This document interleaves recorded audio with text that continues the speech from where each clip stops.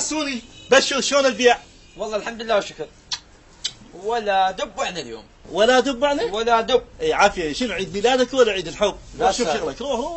روح فرحان ولا دبايه. السلام عليكم حبيبي. سلام هلا وعيني هلا بيك. العفو رايد فرشين عيد الحب الله يخليك. اي ماشي. عندنا دبوب التمر، دبوب الجوز، دبوب السمسم، دب جو اشوف.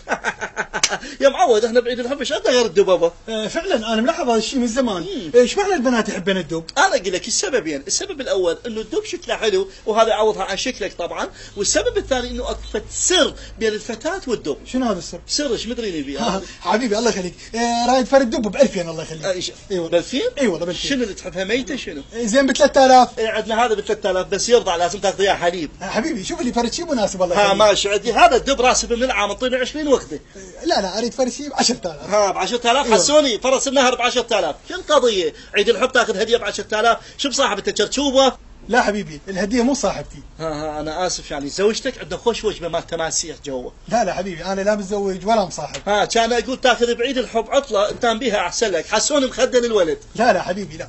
انا بصراحه زحفت على بنيه يعني قصدي تعرفت على بنيه فقلت استغل مناسبه عيد الحب واعطيها هديه. اي والله يعني توك تريد الصراحه. اي والله. وب 10000 هديتك.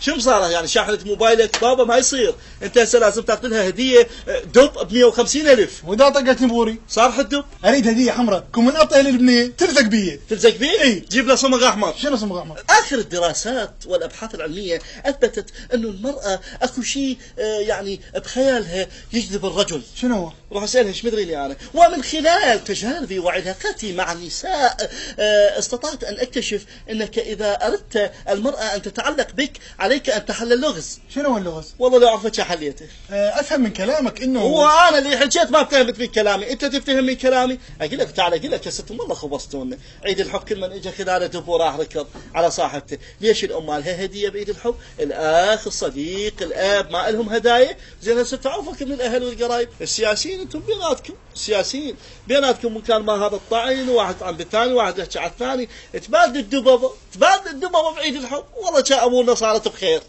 العفو. ممكن وردة حمراء؟ اي لازم جنابك حديقة. لا عيني انا الوردة الحمراء رايدها يعني رايدها اول شيء رايدها هدية وثاني شيء اريد اصارح بيها. العفو ممكن اسال سؤال؟ اي تفضل. ليش اختارت وردة حمراء ما اختارت دب؟ يجوز هو يريد يصارح دب. حبيبي الحب ما ينقاس بالدبابة. الله. ممكن كلمة حلوة تساوي 1000 دب. ممكن لمسة ايد تساوي مليون دب. الله. وممكن كل دببة العالم الله تساوي نظرة او همسة. اي العزيز فلوس الوردة همسة ونص.